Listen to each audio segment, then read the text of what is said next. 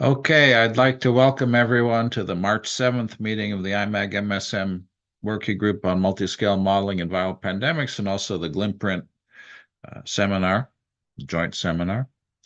As always, I need to remind you that this meeting is live streamed on YouTube, and an edited version of it will be available later for viewing offline. As always, Tom Hellicar and I are available to take suggestions and comments, as well as Jim Sluka and Lorenzo. Please feel free to reach out to any of us with any ideas, comments, suggestions, anything that you think we can do better. We have our usual communication channels. It helps us if you help us get the word out. We have our archive of YouTube videos, more than 150 talks, the IMAG LinkedIn page, the IMAG MSM Wiki page, the Twitter feed, IMSM Viral, and the Slack channel. If you use that MSM Viral hashtag, that can help us be consistent in getting out the word, as well as the GLIMPRINT hashtag. Speaking of GLIMPRINT, we had a half-day virtual kickoff meeting last week on Friday. We had about 16 people come. It was mainly discussion of institution building. There was a lot of enthusiasm for securing funding for an annual meeting, ideally an in-person annual meeting, updating the website to keep it current, developing strategy for model interoperability, organizing a series of immune digital twin hackathons, organizing a series of one-day virtual workshops building on the Lake Nona workshop that Reinhardt organized last year, and of course, increasing recruitment and participation. So we want to thank everybody who came to that meeting and volunteered their time to go forward for GLIMPRINT. Should mention that Indiana University is hiring in the general area of bioengineering, biomedical engineering, and biomedical sciences, applied biomedical sciences. We're planning on hiring 7 faculty in total. Computational people are very welcome, as are experimentalists and clinicians as well. The University of Florida also has openings in Reinhardt's department, and so people might want to think about that one as well. I mentioned before that I'm involved in a community building exercise around multiscale and multicellular modeling, what we call virtual tissues. If you're willing to talk to us or volunteer to work with us on building that community, you can email me or Bart Jardine, BARTHJ at uw.edu, who's working with Kyle and others on building that community. The 2 papers that Reinhardt led after the Lake Nona Medical Digital Twin meeting are published. That's very exciting. Reinhardt, Fred Adler, Gary Ann, Franco Castiglione, etc. You see the list of names, Forum on Immune Digital Twins, a meeting report in NPJ Systems Biology, and then another report towards mechanistic molecular digital twins, some use cases in immunology and frontiers in digital health just came out today. And so it's wonderful to have those 2 additional reports as results of the general community that we have here. I think we have more than 45 opinion pieces and articles that have come out of this working group. So we're very pleased to see those coming out now. If you have a publication to share and you want that on the GLIMPRINT site and the IMAG site, you can send the information to Jim Sluka, jsluka at iu.edu, and we'll post it for you and make sure that people know about your work. We will not have a steering committee meeting tomorrow. Are there any other announcements before we move to the seminar today?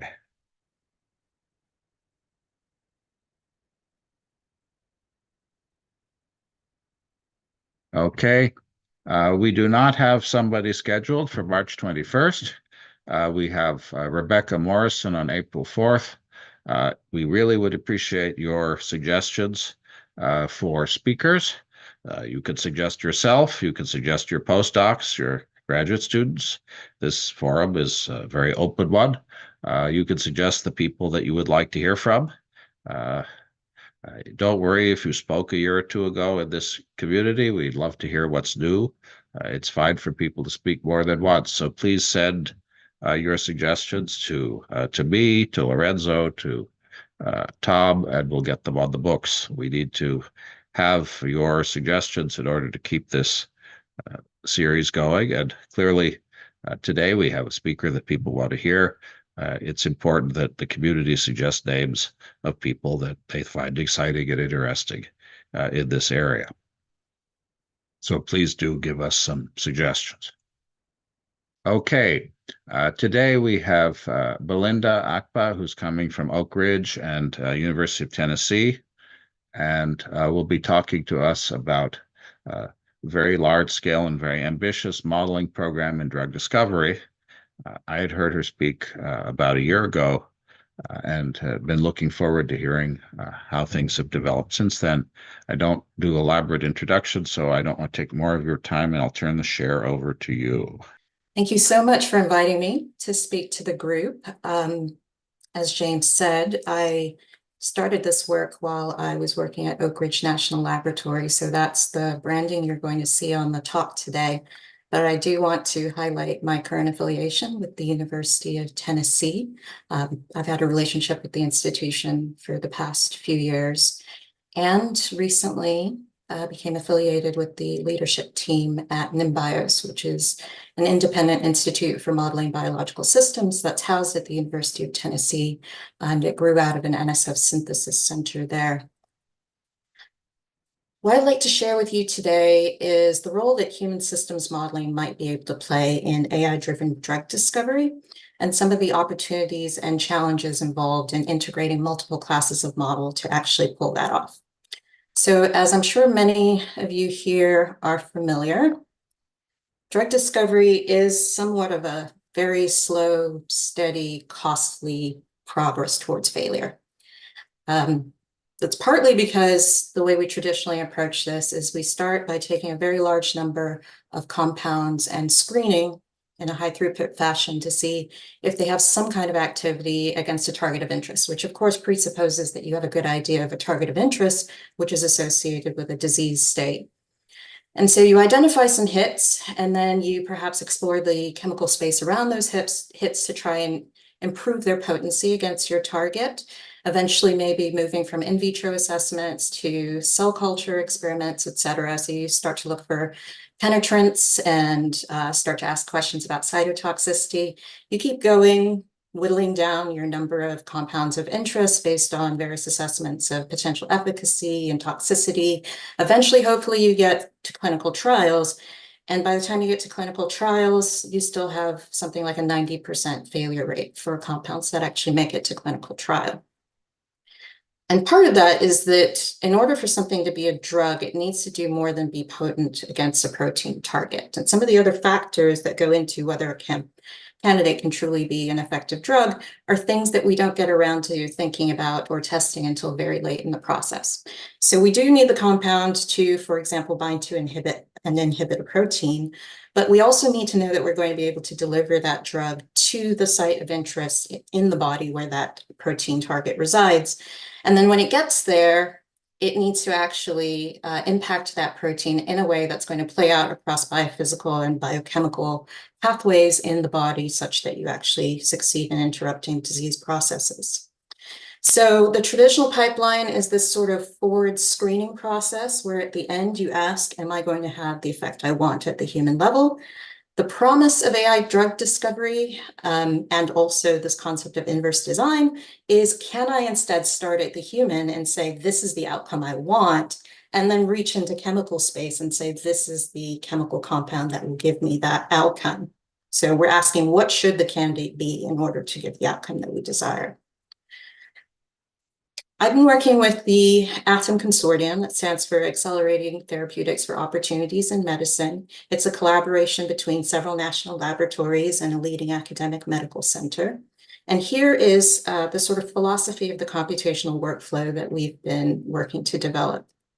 The idea is, if you can use a different approach, a computational approach to essentially generate a library of compounds that you want to consider using a generative molecular design, so an artificial intelligence model. And then you have a set of computational assays that you can run that essentially mimic the kinds of screening assays that you would do along the traditional drug discovery pipeline. Then instead of doing that series screening, you can start to evaluate things in parallel. And so at the very least, the hope is that you could accelerate the process of screening by screening in parallel rather than in series, which sometimes is referred to as a sort of fail fast advantage. If you can very quickly figure out what's not going to work and not spend a lot of money and time on those, then maybe at least you reduce the costliness of getting hopefully to a compound that you think is eventually going to be successful. So you can screen in parallel against many different computational assays. And then that allows you to rank the compounds against a set of design criteria and give that information back to your generative model to essentially say, here's where the area in chemical space seems to be promising. Here's where it's less promising. Have another go at proposing a set of compounds. So all of that is predicated on this idea that these evaluative models are a good representation of those three pillars that I described previously. Can we interact with molecules effectively? Can we get molecules to the right place in the body, or at least into tissues, broadly speaking? And can we get that desired bioactivity? But more importantly, the reason we're taking this kind of computationally driven approach, hopefully, is to find very novel compounds that are going to have the outcomes that we want therapeutically. And that means you're starting to go into chemical space that you haven't seen before. First challenge. I came into this collaborative consortium to look at the question of, can we use human systems models to inform AI-driven drug design? And so the very first question I would get is, we live in the era of big data. We live in the era of machine learning. Why would you ever use a mechanistic systems model? Why wouldn't you just do something data-driven? And so the issue here is that at the human level, we don't have big data. There are still problems in the world that are not something that can be solved with data. Arguably, there are problems that we think we could solve with data where the data isn't sufficient to pull it off. But I digress. So here's our pipeline again. Let's say you start with hundreds of thousands of compounds, and you whittle down your number of compounds as you go through each screening step. You get to clinical trials, you have maybe one compound that ever sees a human. And so by definition, you're not going to see a lot of chemistry in the human body. And then if you're going to train a data-driven model, you need to have examples of both success and of failure for that model to understand what those domains look like. And what you're not going to do is take something that has been observed to be hepatotoxic and make sure you have a really good idea of what it looks like to destroy someone's liver so you have an effective data set for those failures. And so you are probably never going to have the kind of data at the human level that you would need in order to make a data-driven prediction. We get back to systems models. In reality, is it credible that a systems model is going to be able to bridge that data gap? So first, let's look at what those systems models are. And I'm sure there are members of this community who are familiar with these classes of models. So I'll refresh the memory for those and give you a solid foundation of what they are if you're not terribly familiar with these. So we're going to have two classes of models. The first class is pharmacokinetic modeling. And you can think of that simply as, where does the drug go in the body? That's the question that's going to be answered. And then the second class of models is pharmacodynamic models. They answer the question, what does the drug do when it gets to where it's going? So where does it go? What does it do when it gets there? Take a step back now. So we are using physiologically based pharmacokinetic models. And so we're making a priori predictions. We're not fitting data from humans. We're trying to make forward predictions based on what we know about human physiology and about the properties, physicochemical properties of drug molecules, predict where they're going to go in the body over time. We have compartmental models where each compartment represents a different organ or a blood compartment. And then we have these arrows between the compartments that essentially illustrate how the blood circulation carries material about the body. You can write a series of equations, which I will walk you through shortly, which will allow you to predict then the motion of compounds through the body. But what you're going to get is an idea of, from a point of administration, how is the drug going to distribute? How is it getting in? How is it leaving the body? And then we have pharmacodynamic models that predict what the effect of the drug is actually going to be when it gets to where it's going. This illustration is a coagulation cascade. It's actually one tiny part of the coagulation cascade. And I like it as an illustration of the way in which the action of a drug can be quite displaced from the consequence, the emergent outcome that we're interested in terms of human health. And so anticoagulants are supposed to prevent blood clotting. Blood clotting is tied to fibrin cross-linking, which happens over here. An anticoagulant like warfarin, though, does not act directly on this clotting process. It actually acts far upstream of that. Warfarin inhibits the vitamin K epoxide reductase enzyme, which resides in the endoplasmic reticulum, and it limits the ability of that enzyme to recycle vitamin K, which is a necessary cofactor for producing these coagulation proteins. The way coagulation happens is that proteins are activated, they activate other proteins, there's this cascade involving feedback loops, which amplifies that phenomenon until you get a clot formed. And so if you don't have vitamin K because you've inhibited the protein, you're not going to have these coagulation proteins. You're going to limit the tendency to clot. Great. But if you inhibit the hell out of that protein, what's going to happen is that you can't clot at all. And that is actually a problem. It predisposes the individual to internal hemorrhaging. So this is a case of an adverse effect that comes from an on-target phenomenon. So we often speak of trying to avoid off-target toxicity, but in many cases, we also have to worry about simply having a very potent molecule actually giving us the adverse effect as well as being something that we think is tied to the therapeutic effect. Same issue comes up with things like chemotherapeutics, right? So you want to kill cells. That is, in fact, the desired objective. But what you don't want to do is kill healthy cells. You want to kill cancer cells. You don't want to damage, for example, bone marrow stem cells, which gives you hematologic toxicity, which is a treatment limiting phenomenon potentially. Okay, so pharmacodynamics, these models help us begin to understand with these complex nonlinear processes, what is it that we're doing at the site of the target that's going to give us actually the emergent outcome we want in terms of the state of human health. I'm going to focus on the pharmacokinetic piece today. And so we'll dive a little bit deeper into what those models actually do. Here's one of those compartments that I showed you in the physiologically based pharmacokinetic model. And the way that drug enters the compartment is via the bloodstream and leaves the compartment via the bloodstream. In the case of the lung, it's venous flow in, arterial flow out. The way we understand whether or not the drug accumulates in that tissue depends on a mass balance equation. So on the left-hand side, we have essentially the rate of change of the concentration of drug in the tissue. And that depends on the rate at which the bloodstream carries the drug in, the rate at which the bloodstream carries the drug out, and any possible ways in which the drug can be cleared. So it can be metabolic clearance, or it could be other modes of elimination. Most organs are not going to be eliminating the compound, so that leaves us with just these two terms. The only way we're going to accumulate drug in this tissue is if there's an imbalance between those terms. So we take a closer look at what's happening inside that organ compartment, and we're going to get a sense of why there would be an imbalance between the inflow and outflow rates. So we look inside this compartment. It's not a homogeneous compartment. To start with, you've got a vascular space with the vessels going through the organ, and then you've got a tissue space. These triangles represent the drug. You have plasma proteins, which might be able to bind the drug, and it's the unbound form of the drug that's actually going to be available to partition actually into blood tissues. So the drug only gets in and out via the bloodstream. If it partitions into the tissue in some way, it's no longer available to actually leave the organ. We have in this tissue space further subcompartmentalization. We have an extracellular space, we have an intracellular space. In both of these spaces, there are tissue components that the drug can associate with lipids, phospholipids, various other types of proteins.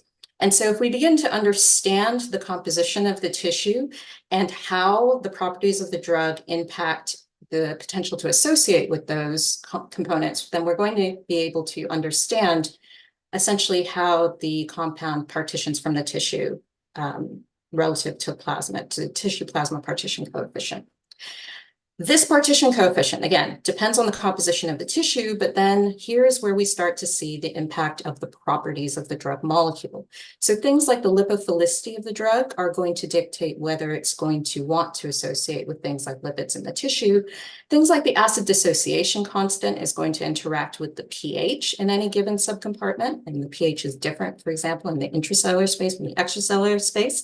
That's going to dictate the microionization state of the drug, which will dictate whether it does things like associate with charged phospholipids. If we understand all of these possibilities, then we can actually mathematically predict what these tissue plasma partition coefficients are. And that's one element of how we tie the properties of the drug to now the dynamics of the distribution of the drug through the body. So you can write an equation for every single compartment in that model that I schematically mapped out. And you can solve that system of differential equations to get a concentration time curve for every single compartment, and indeed the subcompartments, the tissue space, the intracellular space, the extracellular space. Why do we care about this? You'll see that we have different qualitative shapes to these exposure profiles in different tissues, and we also have different quantitative magnitudes of exposure. And so what we find is that there is a possibility to tailor the properties of the molecule so that you get more or less disposition or a different shape of that exposure in different tissues. So you can start to think about, well, can I get this compound to more favorably deposit in one part of the body than another, depending on where your target is. At that point, the next question that arises is, okay, great, but biology is really complicated. How good could these models possibly be? And so this is just a quick example of a pharmacokinetic model that is predicting the disposition of a local anesthetic, bupivacaine. And on the left, we have a plot of the concentration time profiles that come out of that model for this particular drug. The y-axis is concentration, but it's normalized to the maximum for any given tissue, and that's why you see all of these curves peaking at 1. We have time on the x-axis. So you can start to look for things like qualitative behaviors. Do you have rapidly perfused tissues? For this compound, you'd expect the concentration to rise quickly in those tissues. So rapidly perfused refers to a rich blood flow relative to volume, peaks early, then falls off. Poorly perfused tissues tend to have a slower rise, so qualitatively, you're getting the behavior you expect, but more importantly, quantitatively, are you able to predict things that you can get data for? So on the y-axis here, we have the concentration of the drug in the arterial plasma. It is possible to take a series of blood samples from a human volunteer and actually then record concentration as a function in time for the blood plasma. We can predict that from the model as well. We have all the other information about the tissues. So this blue curve is just the plot that comes from the model. The circles are data from human volunteers who received an intravenous dose of this anesthetic. And the important thing here is that what went into the model were the kinds of things I showed you on the previous slide. These in vitro measures of things like lipophilicity, the ability to bind to plasma proteins. There is nothing in this model that was actually trained with the data that's being shown here. So with just a few scarce in vitro experimental assays, you can then use this complex dynamic model to actually predict something that is quantitatively pretty good. So at that point, I typically show somebody the result and they think, this is fantastic, job done. Let's stick this into our workflow and away we go. Models need parameters. Part of the reason that prediction looks so good is because you could take that drug and go and actually measure its properties. If we're doing this artificial intelligence-driven design, we're going to have to get those properties in some other way. And then systems models tend to be very computationally expensive. So how are you going to successfully integrate something like this with your much faster machine learning and artificial intelligence models? I'm not going to have time to address this today, but I'm sure this audience is very clear on this particular challenge, which is there is so much we still don't know about biology and the biology of any particular disease process. So that is a challenge that also has to be overcome if you're going to build a predictive model for the pharmacodynamic component. So we're back to our workflow here. We're trying to generate a compound library. We're going to do that with an artificial intelligence model, a generative model. We can propose millions of compounds That's brilliant. We need to be able to evaluate them in our human systems model, and we're not going to be able to make them. Where are we going to get those parameter values? The kinds of parameters that go into these models can loosely be broken down into 3 types. You've got drug-specific parameters that only depend on the drug molecule, doesn't depend on the biology in any way. These are things that either are trivial to calculate, like molecular weight, or easy to measure in vitro, like the lipophilicity. We then have biology parameters that just describe human physiology that have nothing to do with the drug molecule. So those are things like blood flow rates, organ volumes. We actually have quite a lot of high quality data on those things. And we even have information about how some of those things vary across populations. So you can begin to think about modeling inter-individual variability. The last category is the real challenge. These parameters that depend on the interactions between the drug and biology. Part of the challenge here is if you're talking about human biology, there just isn't going to be a whole lot of data here. And there can be quite a lot of variability in the assays as well. So we're talking here about things like that binding of the drug to plasma proteins or the capacity of the liver to actually metabolize the drug. So if we're taking these PBPK models, which can be very good, usually because they're being optimized for maybe a handful of drugs that you're interested in, fairly late in the pipeline where you've got experimental evaluation of some of those parameters, we're trying to bring it so early on in this process, in this hit identification stage, that we've got to solve this problem of where we get our parameters, and that means we're going to have to use models to inform these models. That sounds like a good opportunity. And in the case of parameters where there's lots of data to work with, you can actually do a pretty good job of actually looking at the chemical structure and doing machine learning models that do this quantitative structure activity relationship mapping. So the x-axis is experimental, the y-axis is the computational prediction. And here you have a plot where the identity line tells you how good a job you're doing of predicting that experimental value. So for something like lipophilicity, we actually do a pretty darn good job because there's lots of data out there to predict that. When we get to these drug biology parameters, things don't look so good.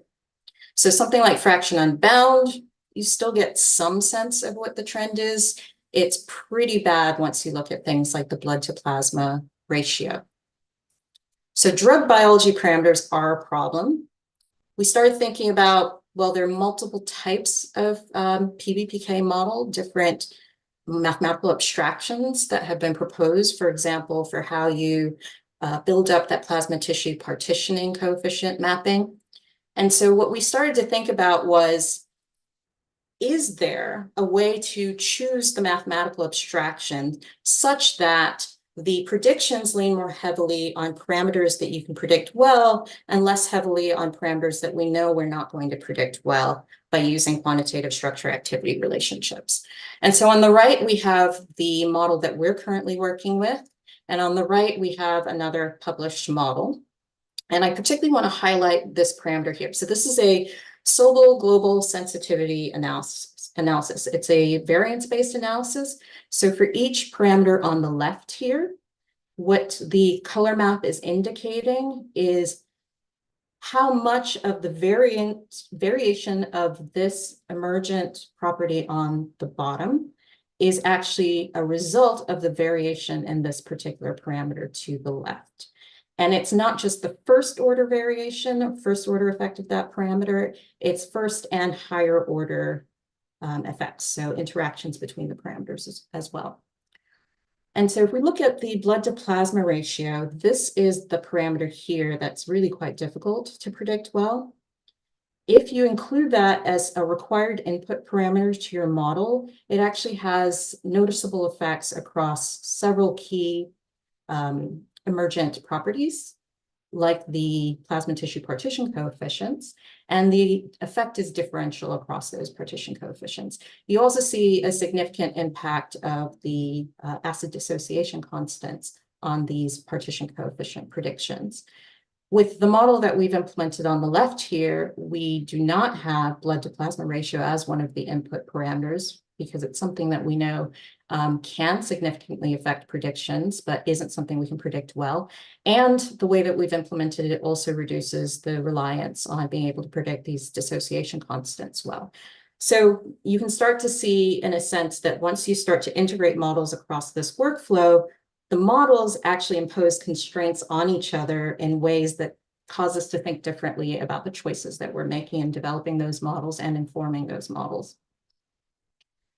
So take a step back to our workflow. Let's assume that you've figured out how you're going to predict the input parameters for your systems model. You've chosen a mathematical abstraction that you think is going to be robust to errors and prediction of some of these input parameters, or you've eliminated the need to rely on predictions of some of those input parameters.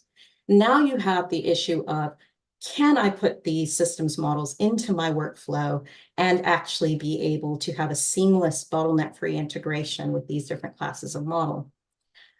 What my postdoc who was working on this and did the beautiful job of what I'm about to show you says is it's possible to propose in minutes or generate in minutes, minutes to generate, days to evaluate. So the model that I originally gave him had been implemented in MATLAB. You're not going to take a MATLAB model and put it into this high performance computing workflow. But even if you put it in Python or in Julia, similar performance, something like 100 milliseconds to make this PBPK evaluation per molecule. What he was able to do was actually put this model in Julia and leverage the strengths of the symbolics programming and modeling toolkit packages.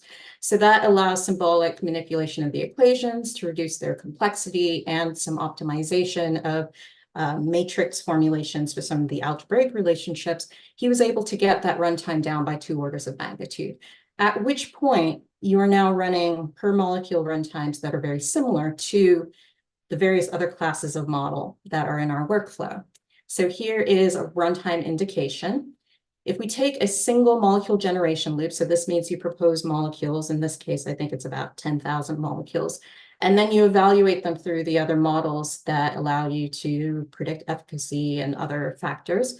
The runtime of our human systems model, so that's a system of ODEs, is very similar in magnitude to, for example, this graph neural network model, which actually allows us to score molecules for retrosynthetic accessibility. So it's no good producing in a virtual space a candidate molecule if you don't know that you're going to be able to make it. So this model actually says something about how easy it's going to be. Is there an existing synthetic pathway? How costly is it going to be? That gives you a score that says something about how easy it'll be to make that molecule.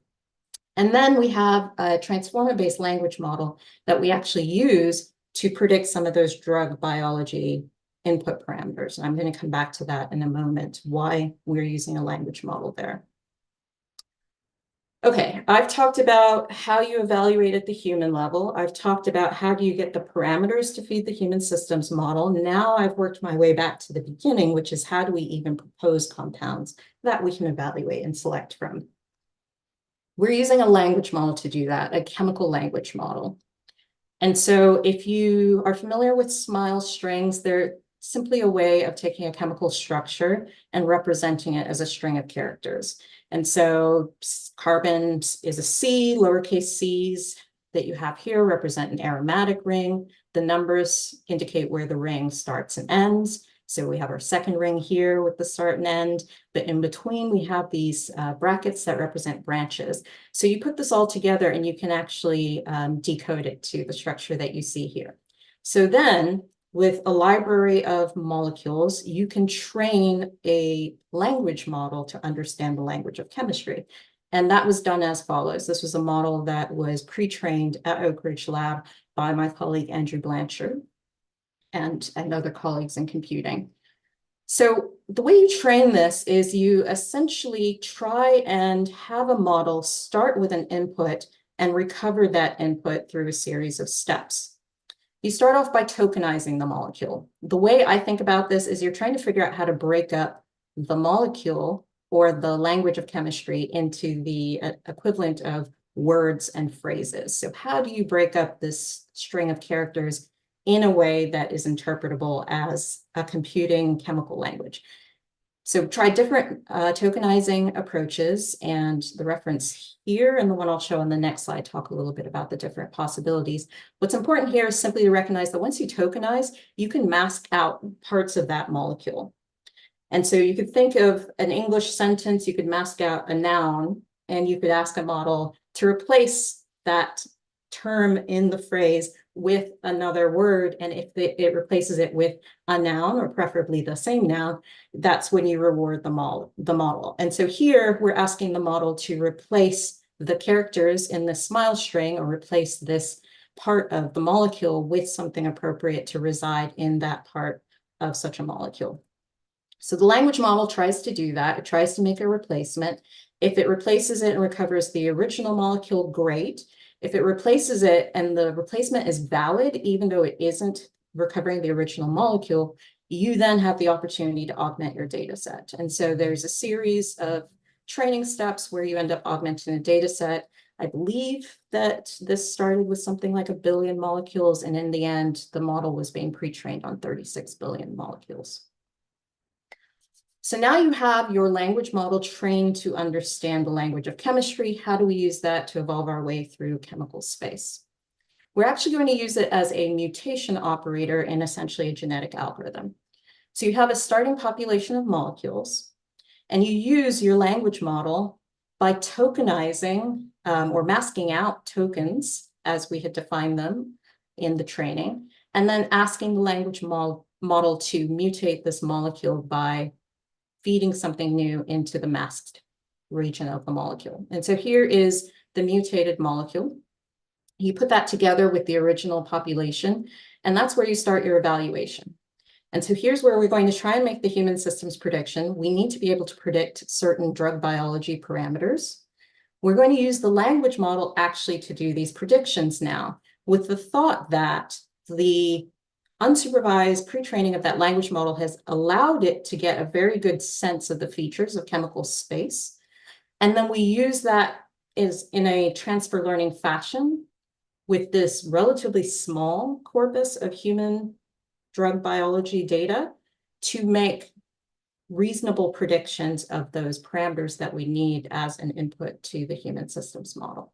So that's how we're handling the data limitation challenge with these human drug biology parameters.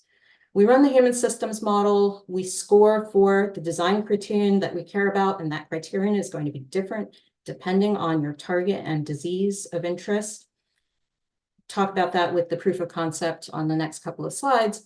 But importantly, once you've scored against your desired criteria, now you can select from amongst that population of compounds which you would like to propagate forward through this loop and have another round of mutations by the language model. You can keep the same language model that you had originally, or you can explore the possibility of having done a few loops to identify a part of chemical space that seems promising, and then do some adaptive retraining to tune your language model to that area of chemical space where you think there's going to be a more profitable sampling of chemical compounds.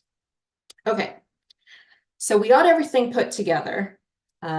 Language model for proposing compounds, mutating compounds. We have our transfer learning applied to fine-tune the language model so that we can predict the properties, the parameters that we need as an input to the systems model. We can run the systems model. Let's try and solve a problem and navigate our way through chemical space to choose some possible hits that would be useful in the human system, and also ask what difference did it make that we included this human systems information. So we're all familiar over the past few years with this challenge with the SARS-CoV-2 coronavirus. If we think about different therapeutics that could be applied to interrupt this viral infection process, you're going to want the drug to accumulate in different places in the body and then within tissues in order to be effective, depending on what the target is. So if you design a molecule that's going to be effective against the SARS-CoV-2 spike protein, what you're really trying to do is limit the possibility for the virus to enter a cell. And so that means you really want unbound drug to exist in the extracellular space so that it's binding to that spike protein and preventing entry into the cell. If instead you have a drug that is inhibiting something like the SARS-CoV-2 main protease, which is an enzyme that's not going to be made until the virus has infected the cell and begun the process of replication, then you want a drug that's actually going to accumulate in this intracellular space. And so Let's say we have a design problem where we know we want the drug to end up in the lung tissue, and more specifically, we want it to end up in the intracellular space of the lung tissue, and we want it to do so for long enough at a high enough concentration to do any good. So we have, for example, a value like IC50, which represents the potency of the drug, the concentration at which you get 50% of the maximum effect. We want the concentration of the drug that we get to that area of the intracellular space to exceed IC50 for as long as possible. So we looked at the time above IC50. We also looked at the area under the concentration time curve as design criteria. Let's imagine you're doing forward design. So that would be something like saying, I'm going to optimize for potency first. That's what you would do in a traditional pipeline. Potency first, we'll worry about other things later on. This is a histogram showing potency on the x-axis and then number of molecules on the y-axis. And as we design to optimize potency, what we get is this histogram in blue. If we design to, yes, drive potency up, but we're doing a multi-objective optimization where we also care about whether or not we can get the drug into the right place in the body, then we end up with this histogram in green. We're also actually tuning for synthetic accessibility there. All right, now this is the inverse design concept, right? So bringing in this idea of the human exposure in the desired part of the body, that's part of the inverse design effort. So on this plot here, what we have on the x-axis is the area under the concentration curve for the lung intracellular space. And on the y-axis, again, this is a histogram, so that's number of molecules. If we optimize for potency, what this is suggesting is a large number of the molecules that you would have chosen actually won't get to where you need them to go in the body at all. So if you were to advance this set of molecules through the pipeline, the vast majority of them are not actually going to be useful drugs. Versus including this human systems information, we were able to, and again, this is in the computational space, we haven't validated experimentally at all. But the suggestion here is that you can navigate to parts of chemical space that are more likely to be useful in human physiology. The other thing I'll point out is that most likely when you just try and drive potency up, you're also going to drive the evolution through chemical space into areas that are perhaps less credible. It's probably not likely that we're actually designing molecules with this high level of potency. We're probably starting to drive the chemical space into areas that our machine learning models don't understand very well. And so when you keep the physiological information into the design, you actually also seem to serendipitously constrain the trajectory through molecule space to areas where your data-driven models are still valid. Okay. Last thing I want to say is why go through all this effort in addition to what I just showed on the last slide. If you only think about molecular level properties and you optimize for those first, this is what might happen. So this is chemical space identified by using principal components with various different physical, chemical, and drug biology parameters included. Heat map shows a specific molecular property. If you drive towards design for high levels of that property, you select molecules here. If instead we consider something like, maybe this is a chemotherapeutic, we would like it to accumulate in a target tumor tissue.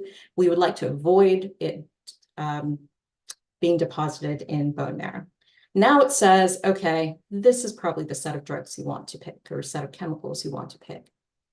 If instead you take that dynamic information about where the drug goes, and you also add on top of that a dynamic model of what the drug does, so all of this is coupled, now you find that this is the hot spot that you want to design towards.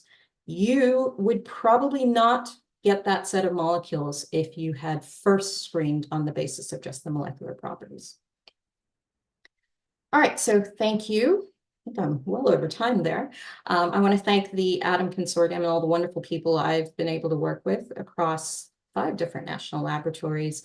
The wonderful person who first brought me into ATOM, Dr. Marty Head, Andrew, who's responsible for training that large language model, Nolan, who did that wonderful job accelerating the systems model, Zach, who has been working with us to really get everything integrated into a scalable computing workflow. And thank you for your attention. Great. Thank you very much. I'm sure there'll be questions. So the floor is open for questions. Hey, Belinda, great talk. Good to see you also. Hey, I was likewise. curious, like the scope of what you and your consortium are doing is so large. It's like on the scale of any of these big pharma companies. And so I'm curious, are there ways in which what is being tried in your space complementary, or is it more competing with Pfizer or the like? That is an interesting question. I would not describe it as competing. I think, I came into this in late 2020. I believe the consortium was originally founded in 2017.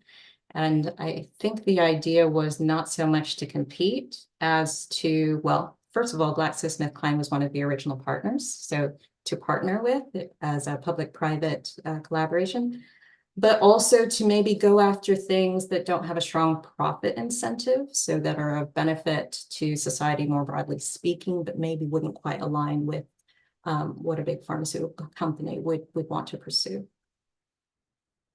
Yeah, that makes sense. And so are you more trying to develop a more open source pipeline, or do you think it's going to be more application oriented towards developing certain drugs?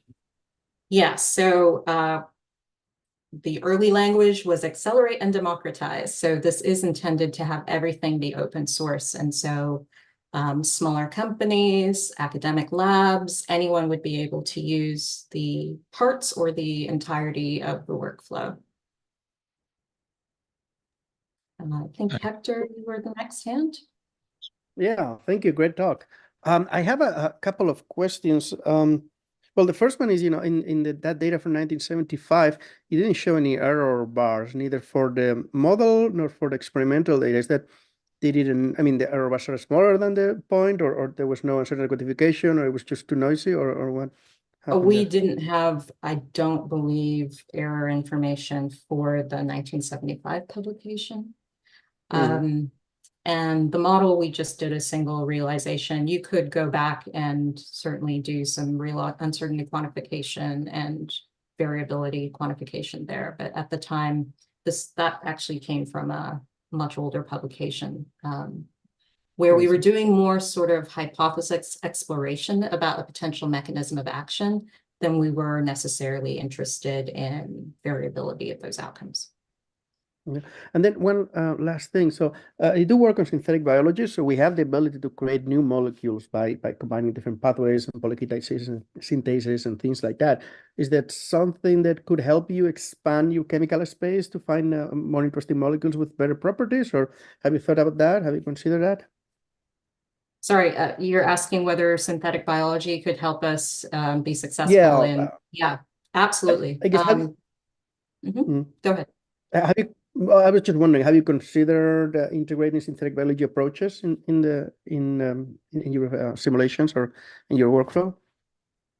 Not explicitly. I've been focused primarily on how do you credibly manage to link up these human systems models, but I also have an interest more broadly in, for example, how do you accelerate discovery of an explanatory model, which is something we're going to have to do if you're ever going to imagine taking a disease pathway prediction and incorporating that into this kind of a workflow. So I see a lot of opportunities for synthetic biology, synthetic chemistry, and sort of model-driven iteration with experimental biology to try to pull together all of these pieces. Excellent, thanks. Kyle? Would be very happy to talk more about that if you're interested. Absolutely. Let's do that. Thank you. I think Kyle was up next. Yeah, this was an awesome talk. I come into this space through data science, really appreciate the crossover. I wonder, as you look forward, what do you think are going to be the biggest challenges you face over the next couple of years? Like what's on the horizon that'll help you either speed this up or make it more validatable, or how do you measure things? Like what are the challenges that are coming ahead for you? I think there are several, so I'm sort of trying to prioritize in my head. I know the challenge of can you actually make these things? And can you make decisions about when you should jump out of the chemical space and make something?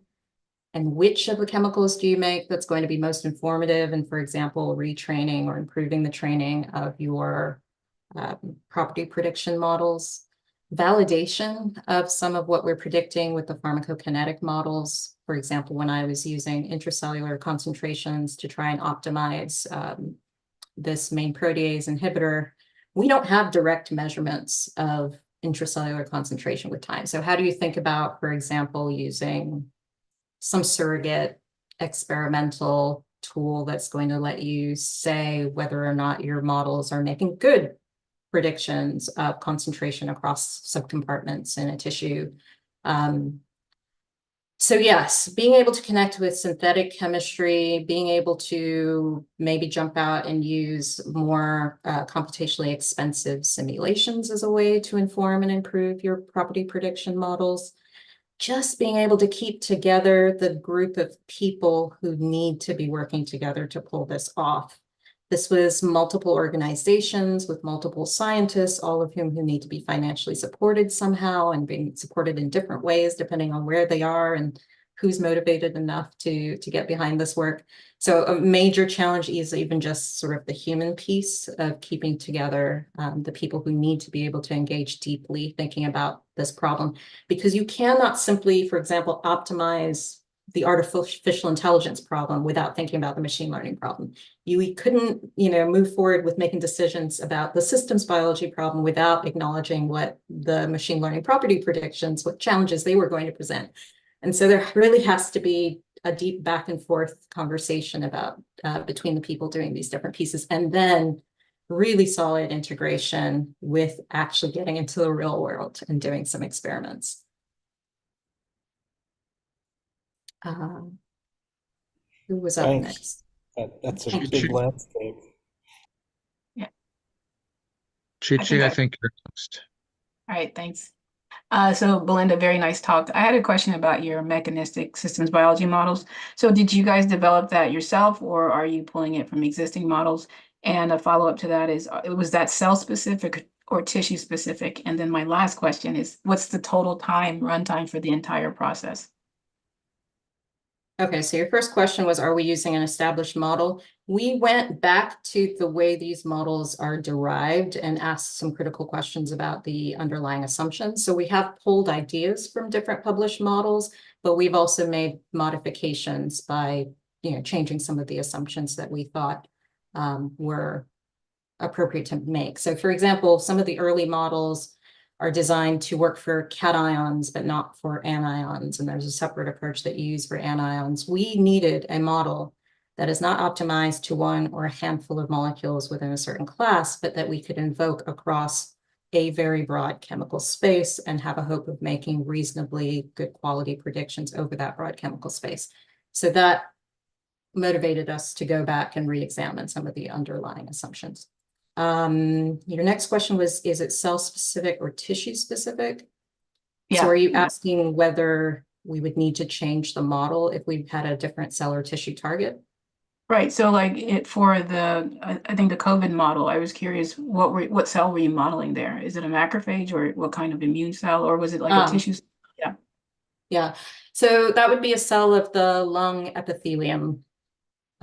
Is the way I would conceptualize that. So we're not thinking explicitly of anything in the immune system, but your limitation on being able to target things like that is going to be a combination of your understanding of what's the important biology, your creativity on being able to craft the appropriate model, and then any kind of experimental validation or information that you would need to convince yourself that that model is in fact informative and worthy of being included in the workflow. Your last question was, how long does it take to run the whole thing? Yeah, because I think earlier you mentioned you were kind of characterizing the runtime for, and I thought that was for the mechanistic model, but I wasn't sure. So I was curious, your entire flow system, how long did that take? And I assume that's an issue or a challenge? Well, so the box plots that I showed, the far left example was actually the time for a single loop. That was a relatively small proof of concept that my postdoc ran. So it was about 10,000 molecules. And that was, I believe, about 14 seconds. So, you know, you could definitely scale up the number of molecules and then, you know, really make use of your high performance computing resources to parallelize and not my area of expertise, which is why I work with very smart people, but figure out, for example, these codes, these models are written in different languages. So we ran into a question of how are we going to make them work together effectively in our scalable computing workflow? All of those things need to be carefully thought through and optimized, but that's a ballpark for you. For about 10,000 molecules, it took us about 14 seconds in the current implementation, which was not optimized. Okay, I see. Because I was curious because sometimes when you move towards the multi-scale models, sometimes the mechanistic modeling part becomes really expensive. So I was curious. I wasn't quite sure what the timing was for. Okay. You're absolutely right. And when I started working on this, I wasn't sure we were ever going to be able to do it. And so we were also looking at alternatives like, do you run the systems model, you know, off loop and use sort of solve the inverse problem of if I want a certain outcome, what should my design criteria be when I look through the lens of the systems model? So then you can then put the design criteria for acid dissociation constant and these other properties that the machine learning models can predict. You put those design criteria in, and the design criteria have come from the inverse human problem. I'm excited that we've been able to make that work.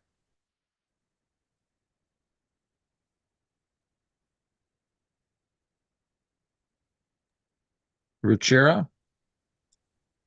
Yes, thank you for that excellent talk. Thank you.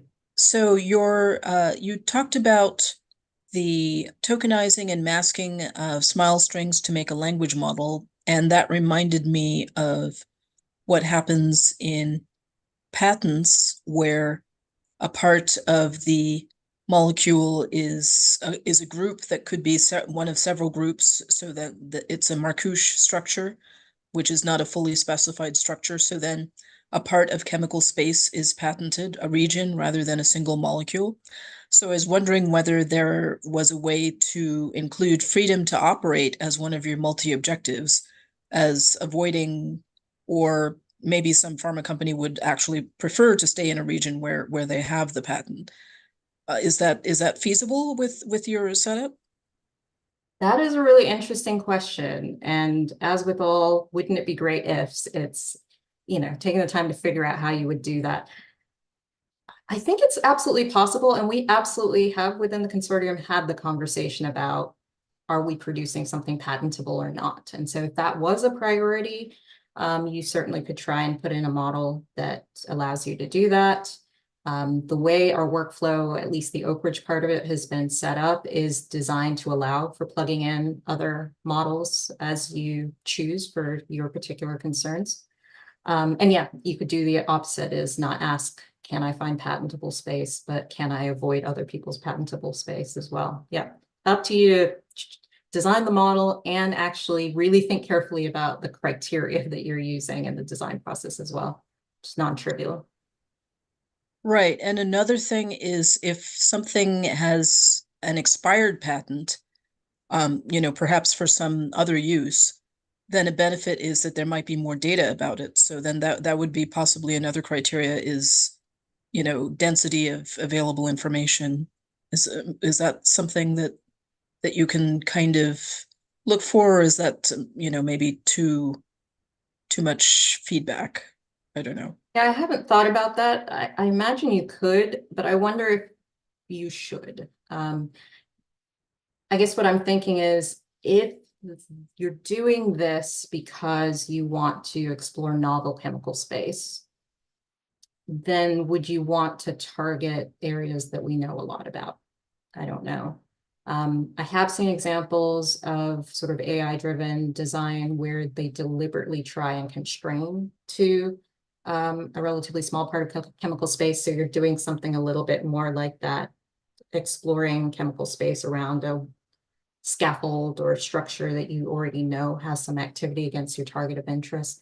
So you can certainly use these tools in that way. I think the question is this the best way to do that? There are other computational approaches that are well established in drug discovery, drug design, that might be better for that task or just as good. So why, do the big complex workflow with the language models and other complex approaches? Right, right. And then retrosynthetic accessibility, it's sort of, again, there's confidence in that. So that sort of constrains what regions of chemical space you would explore also, or are you are including that as far as I understood. So you're asking if choosing things that have known synthetic pathways would constrain the search? Yes. Yeah, that's a really good question. I guess, and again, not my area of expertise, would love to be able to go into this deeply with a synthetic chemist. But I guess there are known pathways, and then what you can learn is new ways of jumping between options within that known synthetic space. So yes, it does constrain you to at least hopefully using pairwise steps that are possible and actually being able to specify what the chemistry associated that would be. But I don't know how restrictive it is overall in terms of limiting you from exploring novel chemical space. Thank you. Very interesting. And I should say that our retrosynthetic model that we're using, we didn't develop it. It's a surrogate built on a full retrosynthetic pathway analysis model. So it's giving you a score, which should be similar to a score that would come from doing the more computationally expensive thing, which would be literally figuring out the pathway. Ah, interesting. So kind of heuristic. Yeah, and that's a computational efficiency decision. So, if you could do the full retrosynthetic analysis fast enough, you could put that in as well. So what does a decent surrogate? That's another area of development.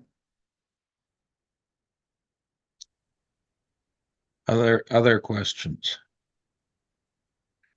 I would love to have you come back and talk about the efficacy prediction side of your modeling, which you didn't really talk about today.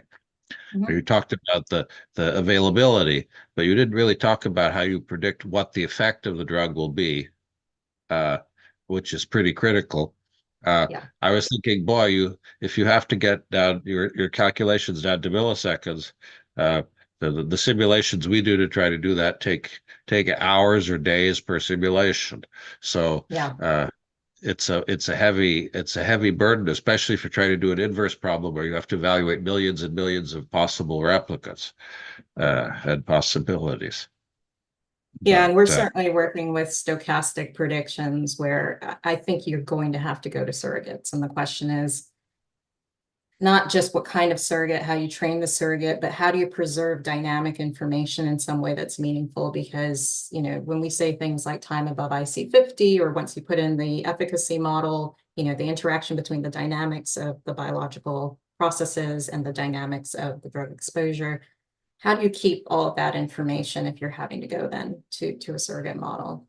All great things that I wouldn't say that we have answered yet. I Yeah. mean, I think one of the most fundamental things that you bring up in your talk, and I remember it from the time I heard it before, particularly, was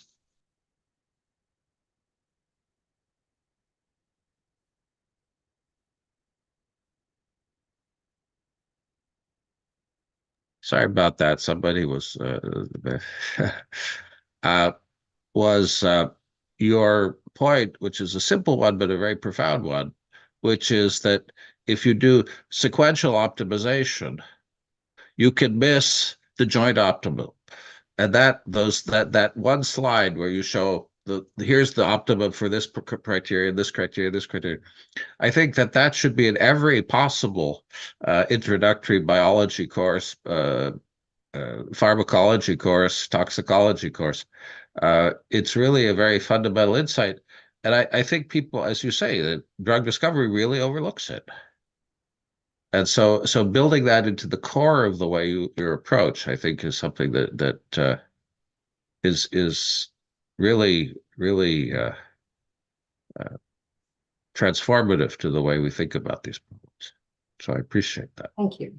I hope it is. I mean, it's a hard problem. It is easier to think about screening one property at a time, or even individual properties in parallel, but trying to understand the interplay between them.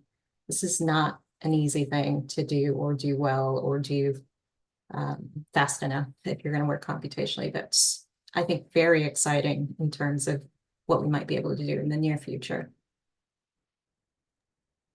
Okay, any other last questions for our speaker for today? I think we've had a great discussion. No? Well, I want to thank you again. Please send us suggestions for speakers. We had a great speaker today.